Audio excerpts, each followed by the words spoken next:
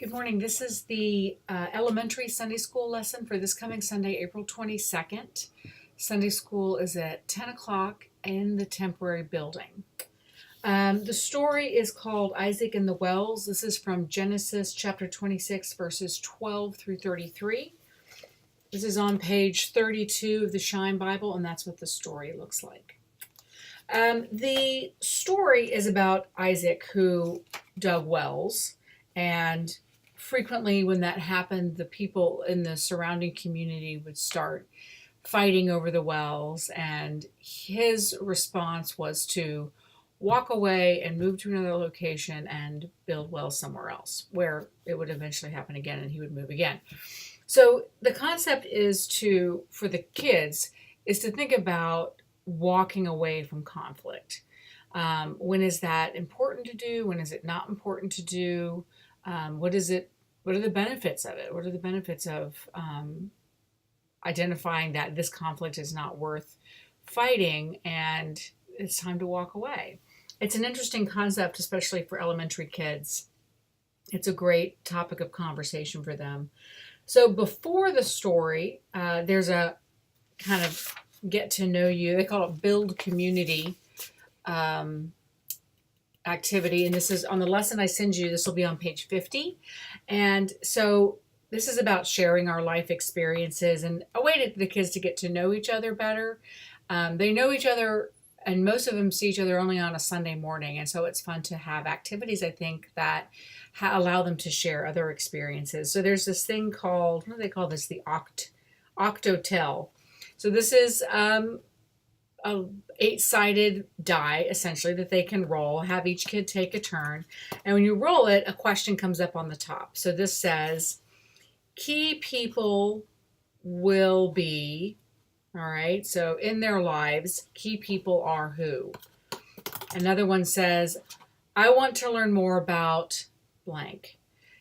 All 8 sides have a different question. I noticed God's love blank. I don't understand blank. I was surprised by blank. So this can be something that they do in relation to their life, in relation to the Bible story, if they do want to read that first. But it's just a way for them to express their own personal feeling about something and get a chance to share with the group. So that'll be on the bookshelf where all the other materials are in the temporary building. Hang on to it. It's something I'd like to use again and again because I think it's a great way to kind of spark conversation. So hopefully they won't destroy it. Then the questions that go along with the story are on page 51 under Wonder and Reflect of the lesson, as they usually are. Some of them are, imagine hearing God say, do not fear, I will bless you. How does that make you feel?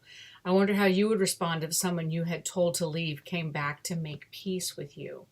I wonder how it would feel to need to move from one home to another. So these are some questions for the kids to ponder in the story.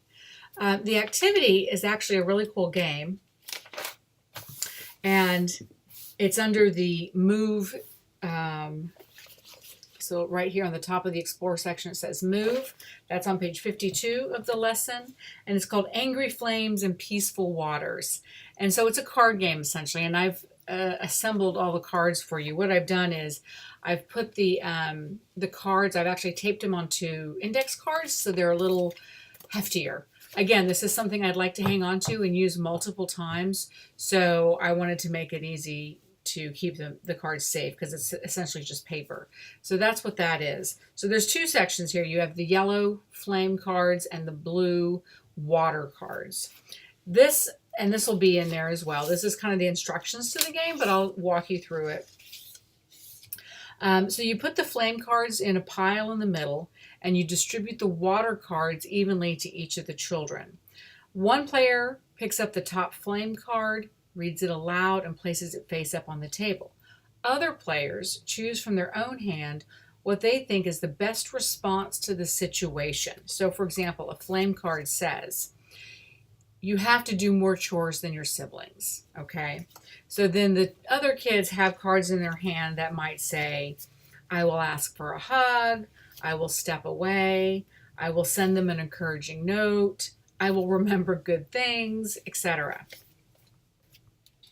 So they choose one response from their water card that they think is the best one for that, to douse that angry flame. The first player then reads the water cards, meaning the player who placed the flame card, reads the water cards and picks his or her own response from those submitted. So they choose one that says, I think this is the best way to respond to that. The player to the left then reads out another flame card and you have a new round, right? So I think this is similar to maybe Apples to Apples. It reminds me of Cards Against Humanity, but of course they don't play that. We'll call it Cards for Humanity. Play as many rounds as you like, redealing the cards as necessary. So several of them are blank. You'll have a blank water and a blank flame card.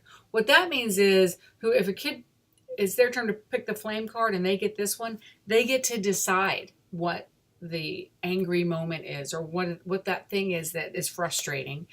And if they have this in their hand, they can decide what the water is that they're going to use to douse. They can say the best way to, you have more chores than your siblings. The best way is maybe ask your siblings if you can trade, or you know what I mean? Like, so they can do something. They don't write on it. They just say what their idea is. So that's the game. I think it'll be fun. I hope the kids enjoy it. Again, play it as often as they like, basically. And between the story, the Octotel, and this game, I think that'll be plenty of time for 40 minutes. This is a Sunday where the kids, they do not practice choir today. So you'll have the full 40 minutes for the game. If you have any questions, let me know. I will be here, so I'll be around. All the materials will be on the bookshelf, ready to go. And if there's other things that you see in the lesson that I send you, you're welcome to do those too. It's just up to you. Okay, thanks so much.